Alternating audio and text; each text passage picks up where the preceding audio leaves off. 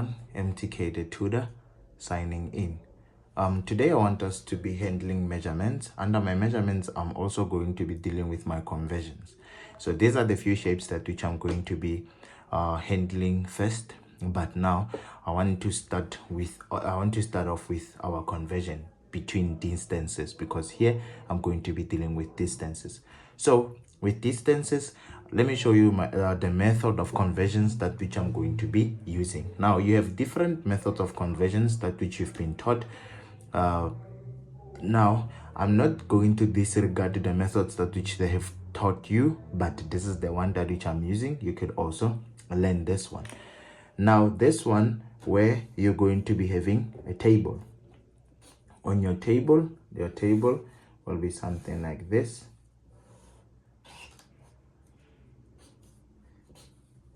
Then on the table, you're going to be having kilometers, meters, centimeters, millimeters.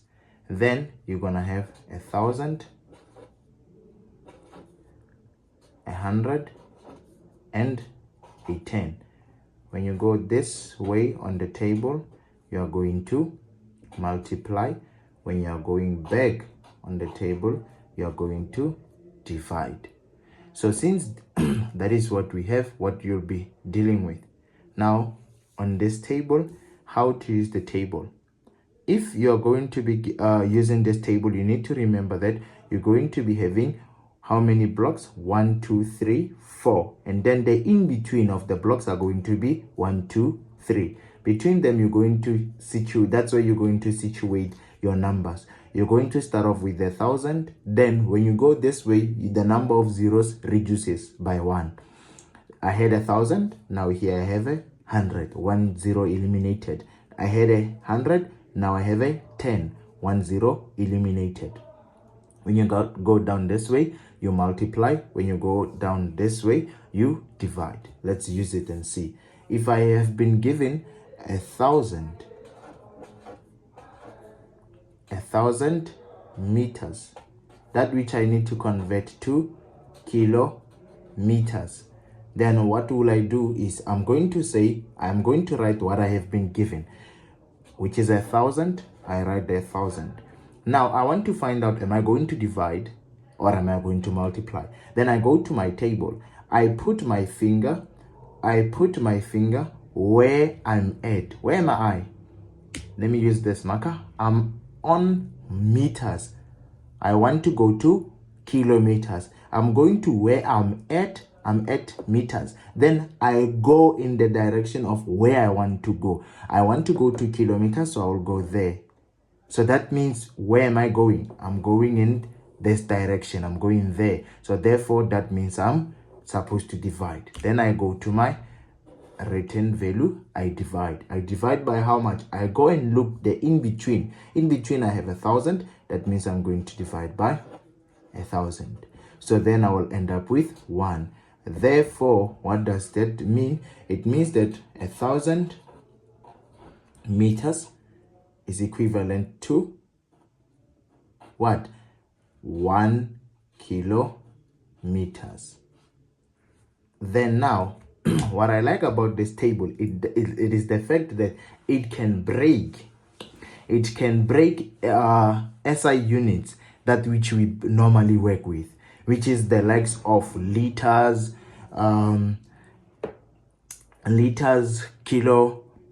grams, and so forth. It can break them using the same table without having to change it. What you're going to do is, on this table here, this part, that is the part I want you to see as having your standard. This is where you put the original. Like for instance, if I'm dealing with grams, gram should be sounding as your original, because others are what? Milligrams, kilograms. You see, they have another letter in front of them, but this one exists as an individual entity. That is where you put it without any. If it is liters, that is where the liters should go. If it is grams, that's where the grams should go. Then it makes sense to say what? To say if the liters are here, the kiloliters should come here. And then what? The milliliters should come here, not here, but here, because this is millimeters, milliliters. If I was dealing with grams, kilograms should be in this block. And then what? Milligrams should be in this one. Milligrams should be here. So now I've made a mistake of already explaining this without recording. That's why you see me covering with another paper. So what I was having here explained is just down below. Now let me just put that away. Fine. Now that you've understood that, let me just make more sense. This is the table of original. This is the part of, or the portion of originals.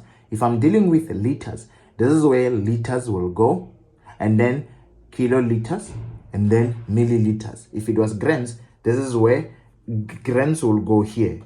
Grams will go here, then kilograms will be here, then milligrams will be there. So this table, that's what I like about it, is that it can break even the others that which are not here. Just remembering the 4 factors that you have, and then you can work throughout whatever they have given you.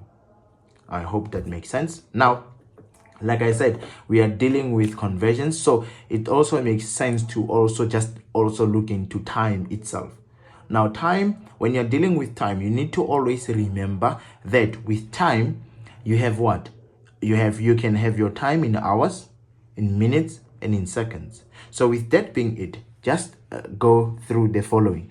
Always remember that if they want your time in hours or in minutes, how to convert. Since you know that 1 hour has how many minutes inside? It has, inside 1 hour, you have 60 minutes. So since inside 1 hour, I have 60 minutes, that means if I want to find out how many seconds I have in 1 hour, I firstly need to understand that in 1 minute, I have 60 seconds. So since I have 60 seconds in 1 minute, in one minute, I have 60 seconds. That means in 1 hour, I have 60 by 60 seconds. This is going to be your seconds. That means I have 60 by 60 seconds. That will give you 3,600. That is what you're going to be having in time. So with that being the time that which you have, you could also look at it in this way. Sorry about that. You could also look at it in this way. If you have been given 2 entities to convert between, sorry about this, 2 entities to convert between, you can look at it in this way. If you are dealing with time, you could look at it in this way. You know that this will be 60.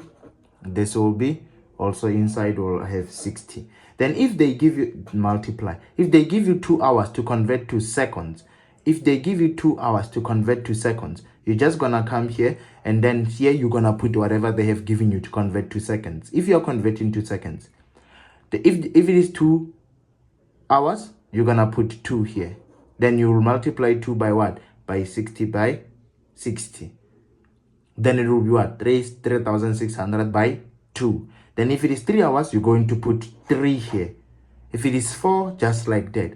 But if it is minutes to seconds, what you're gonna do is you're gonna put what? You're gonna put only 1 block. Then you say multiply by what they've given you. Where you put a block every time should be 60. If I have 2 seconds, that 2 minutes that I want to convert to seconds, I will put what? 2 here. Then whatever answer I get will be in seconds, which will be it will be 120 seconds. Do you get that? Where there is a block 60, then what you have to convert, put it there, put it there, put it there. That is what we could have in time. And then you also need to remember that under time, you need to remember that there are formats that which time can be written. We have a 24-hour format, and then we have the 12-hour format. Now, what's the difference between the 2 formats that which they can give you, or that which we have. Based on the 2 that which we have, this one lies or rely on us having our AMs and PM. That is how this one operates. For instance, you might be asking yourself, what do I mean by operate? You know that on a clock, for you to see that if it is early morning, or if it is in the evening, or if it is past midnight. Now, if that's the case of what we have with this format, if it is an early morning, 6 o'clock early morning 6 o'clock with a 24-hour time format, it is going to be situated with just 0 ... that means it is 6 in the morning. But in the 12-hour format, it can't be like that. It will be 0, 6, ... 0, 0. Then you're going to be saying it is in the morning, so you're going to say AM. Now, for it to make more sense to you, let me just make it late. Let's say it's 4 o'clock in the evening. So since it is in the evening, with the 12-hour format, it is going to be 16. That is going to be 4 o'clock in the evening. But if it was a 12-hour format, it was still going to be what? 0, 4, 0, 0. But it is in the evening, so it was going to be PM. So that's why I was saying that this one relies on the PM and the AMs. But the other one, we don't necessarily need them, because we can tell by the way the time is written. If it is a 24-hour format, we know how we can go about. So I hope that makes sense. But I'll go deeper into details when I'm making a video of question handling. So for now, it's just an explanatory lesson. So with that being it, let me just come to our shapes that which we can be given and how to work with them. Now, we have the standard that which we normally deal with, which I'm going to start with the area and explain what is the area, and then explain what is the perimeter and the volume. Firstly, let me start off with the perimeter. The perimeter, it is going to be the distance surrounding the shape that which we are dealing with. Like for instance, if I want to find the perimeter of the square. Now, if this is a square, that will mean that if this is a square, this can only be a square if this side equals to this side, which is equals to this side, which is equals to that side. Then if that is the case that which I have, then it's a square. Then when I have that, when I want to find out the perimeter of the shape, just take it as if you are walking. That is a walking distance around the shape. If you're walking around the shape, you're gonna take steps from this point. Then you're gonna start moving from this point. Let's say that all of them are going to be maybe 2 meter distance. So if it is 2 meters, that means you walk from here to there.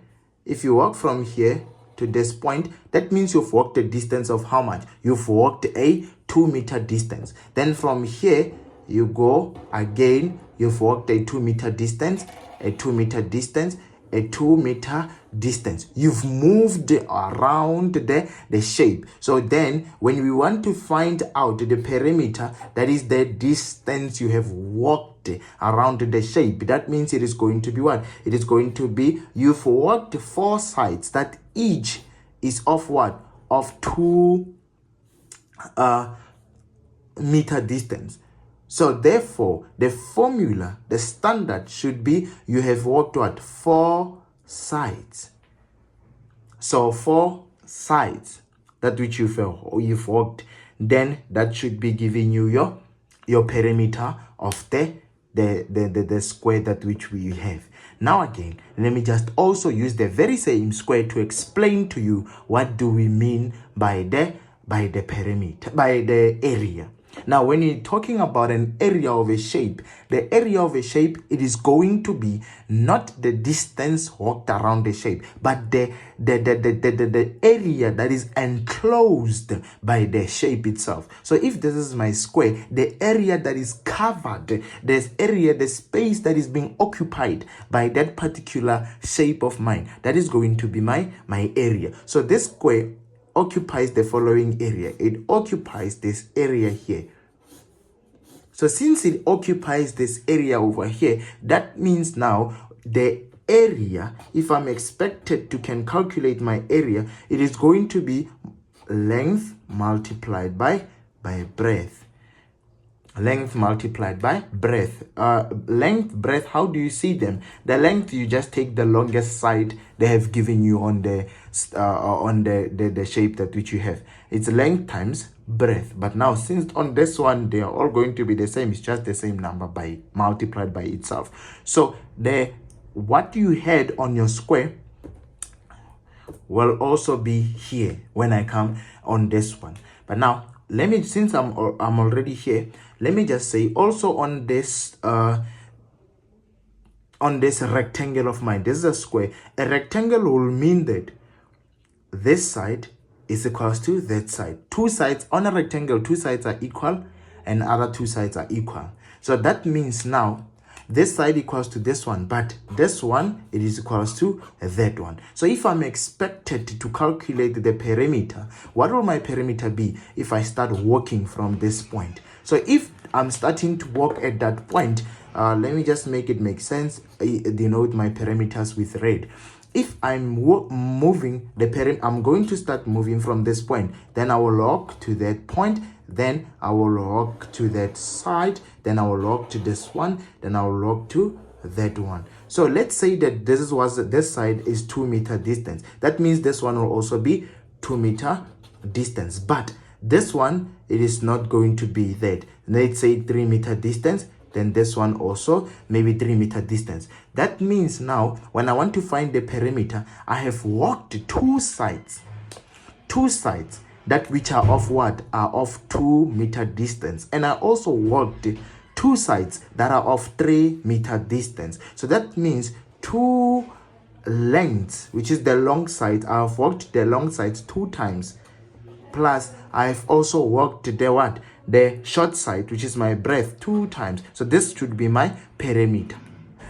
Yes. Now, if I was expected to calculate for the area, it should be the area that which was enclosed by what? By this shape of mine. So the area that which was enclosed by it is going to be what? The area, it is going to be the area. When you're calculating the area, it should be what? The area will be length by breadth. So for square and a rectangle, the area formulas are going to be the same. And now that we're here, I hope it makes sense, that what we have makes sense, I hope. Now let me just come down to my triangle. Now on a triangle, what you need to know and always remember is that on a triangle, we have different triangles that exist. We have a right-angled triangle, an isosceles triangle, and so and so forth. So now, with that being the case, the area on all shapes means the same thing. The perimeter on all shapes means the same thing. The volume on all shapes means the same thing. So the shapes that which normally you're being asked to calculate their areas and their perimeters and their volumes, I'll go and calculate their volumes for. So now let's deal with the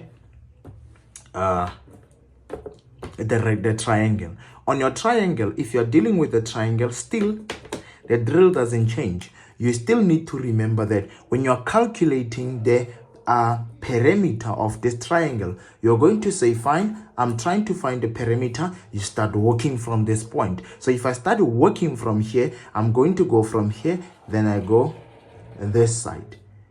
Then when I reach here, I go down this side, and then I go down the other side. So that means, let me just call the sides of mine. Let me just maybe refer to them that this is side A, then this is side B, then this is side C. So if I wanted to find the perimeter, I moved the first side, which is side 1, and then I moved to the second side, that which is side 2. Then I moved to the what? Yes, to the third side, that which is going to be side 3. So if I needed to make it for this one in terms of A, B, C, it was going to be A plus B plus C. That is the perimeter of the triangle. So now, still, since you remember that the area, it is the part that which, or the space that is enclosed or occupied by the shape itself, the area of this, it is going to be what? It is going to be, when you are calculating for the area, I also want it to make sense for you that the area formula, the perimeter formula and the area formula that I'm putting down for you, they are the same, the ones you're going to use for all the triangles, your isosceles, scalene, and and whatever triangle that which they might give you. You're going to be applying it the same way. So now, getting straight into it. This one, you are going to say half base multiplied by your perpendicular height. A perpendicular height, it is the height that which with the base it makes a 90-degree angle. So when that height, when it meets with the base, they make an angle of 90 degree. Meet the base at an angle of 90 degree. That means it is perpendicular. So now that is going to be this. So if I was calculating the perimeter, the area of this triangle, now I was going to say what? I was going to say, okay, fine, I'm calculating the area. I was going to say now the area of this triangle would have been what? Would have been half. Now the base of mine now will be this one. The base will be C. So I was going to say half of C multiplied by the perpendicular height. The perpendicular height is the height that which, when it meets with the base, they make a 90-degree angle. So this is it. So the height will be B. So this is what's going to be how I was going to find it. Okay, fine. Hope it makes sense. Now let's go into a circle. Now a circle, I hope that you can see it. I didn't make it too bold because the instrument I was using to make the circle, I don't have it in a corky or in a marker format. I only have it in a lead form. So let me just explain for you the circle. Now on a circle, there are some terms that which you need to familiarize yourself with. Now the likes of what? On a circle, the distance from the center, now this is your center, this part, the middle part is your center. The distance from the center to the circumference, this the outermost, it is your circumference. Now this, the distance from the center to the circumference, it is going to be denoted or to be known as what? It is going to be known as, let me call your center O. Let's call it center O. Our center, we're going to call it O, to just avoid the confusion between C and the circumference, because they are both C, center, circumference. Then you start thinking, when I calculate the center, you think the circumference, you think it is the center. So now my center is O. So if my center is O, the distance from O, the center, to the circumference, it is going to be known as your radius. It is going to be known as your radius. Now, from the same radius that which you might have, when you move from the radius, when you move from the circumference, when you move from the circumference to the other circumference through center, not just any. When you move from circumference to circumference through center, long as you're doing it through the center, the distance that which now you're going to be having, we're going to denote that distance to be your diameter. Since it is going to be your diameter, that will mean that the diameter is made of what? The diameter, for it to exist, it needs 2 radii. 2 radii makes what? 2 radii makes the diameter. 2 radii makes the the diameter. 2 radii makes the diameter. So since 2 radii makes the diameter, now I've already explained to you that what is the perimeter. So if you are expected to calculate the perimeter of the circle, it is the distance that which you're going to move around the circle. So if you start moving from here and then you go around your circle, you go around your circle until you come back to the same point, the total distance that which you have moved, it is your circumference. The total distance that which you have moved is the circumference. So to calculate the circumference, the formula for the circumference, it is going to be 2 pi r. It is going to be 2 pi r. This is the formula for the circumference. Or some would also write it as what? As d pi. As d pi or pi d. As d pi or pi d. Let me just write it as pi d. I don't know, it sounds weird with pi, d pi. Pi d. Now, the only reason why I wrote it like that, remember, if you look into your formula, the way that which I've written it, it has what? It has 2 and r. That means 2 r's are used here. But remember, 2 r's are equivalent to diameter. So therefore, that's why when you use a diameter, you lose 2 and r. So that's these two formulas, they represent one and the same thing. Okay, I hope that makes sense. Now, like we said, now you need to cover all the bases. So since we are going to be covering all the bases, now when you are calculating your area for the circle, the area is going to be the area that which is enclosed, which is the area that which is enclosed by our circle. So now, since we are calculating that, it should be what? That when you are calculating it, you need to make remember that this one is going to be pi, the radius to the power 2. Pi, the radius to the power 2. And then throughout, as we have been mentioning pi, now our pi here, the pi that which you have, pi, it is going to be 3.142. That's the pi we're going to be using, 3.142. Now, when you are calculating your volume should be what?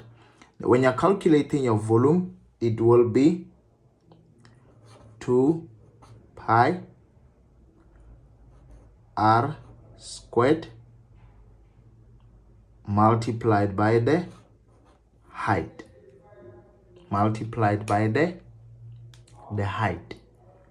So now, since that is going to be what we're going to be dealing with, now throughout your shapes, you need to remember that those shapes can be cut. Those shapes can be cut in any form they want to cut them. So they can be cut in half. They can be cut into maybe 3. They can be cut into 4. Then you need to know how that will affect. You need to know how that will affect your how that will affect your what do you call this? How that will affect your shape, your shapes perimeter, your shapes area, your shapes what do you call this? Your shapes volume. How will it be affected? So with that being the case of that which I want us to be looking into, you need to always make sure that you remember them, like I have said, perimeter, area, and also the volume, what each and every one of them represents. But since I have covered for you the area, the perimeter, and not the volume, so I need to go into explanation of the volume. What you need to understand about the volume is that the volume is going to be, sorry about that, there's no 2 here. I'm sorry about that. The volume of the circle, the volume of a circle is going to be pi r squared h. Pi r squared h. I'm sorry about that one. Now, the volume exists. The volume exists on shapes that can contain inside. Shapes that which can contain inside, meaning that they can pour. Like for instance, if I have my circle and it is going to be made to be in 3D, that means now it will start to possess a height. It will start to possess a height. So since it will start to possess a height, then I might have something that which might look like this. It will start to possess a height. So when I want to calculate the volume, you just take the area, you multiply it with the height. So I'm going to have my area was calculated with length times breadth. Then I multiply by height. The same thing for the rectangle. It is the area multiplied by the breadth multiplied by the height. Yes. So now let's say on this circle, when it's like this, when it's being made like to have a height, that means it can contain. It would look something like a box of Pringles. I don't know what to say, a box or a container, but the container of Pringles is an example that which I can give you. It gives you a cylinder. It is having circle, and then it has a height. That is going to be your then you can pour water into it. How much water it will contain, it is going to be put into that. So now let's go into their SI units. Now the SI units should be, if it is going to be perimeter like this, if it is in centimeters, if I was using centimeters, or let me just say use unit. For perimeter, the unit is always going to be just unit. But now if it is for area, it is going to be unit squared. And then if it is for volume, it is going to be unit cubed. Perimeter, unit.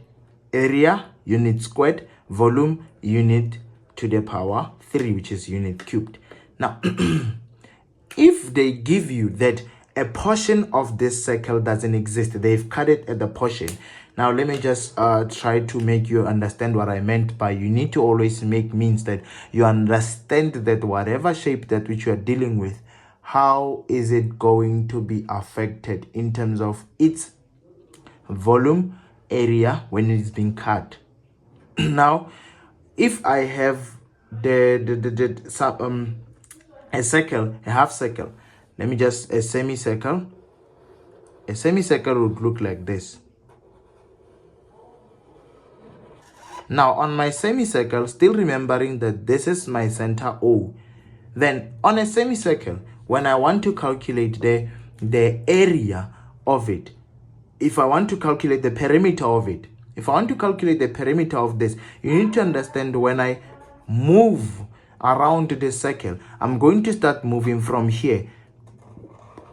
I move all around until I reach here. Now when I reach this side, I no longer move in a circular motion, but rather I move in a straight motion. So therefore, the perimeter of this will be all the sides that I've used. But now I've walked in circle for what? For half the distance. But you remember that a full circumference was supposed to be what? A full circumference was supposed to be 2 pi r. So you walked half of that, but not forgetting that you're also going to walk here. So since you're also going to walk here, the distance you have walked here, it is what? R. You've walked 2 radii to the other side. So you could also add 2 radii, or you could add diameter, because 2 radii makes diameter. Okay, fine. So now that is what I wanted you guys to know and understand for today. So now when I'll be handling questions, that's when I'll be going to real life situation, so to say, or application of the theories that which we have learned, the formulas that which we have just seen. When they give us a chord having two different shapes in it, handling those shapes. So that is going to be what I'll be handling on the question section. I hope this comes in handy and helps you out in your towards your examination or whatever you're preparing for. This is me, MTK, the tutor, signing out.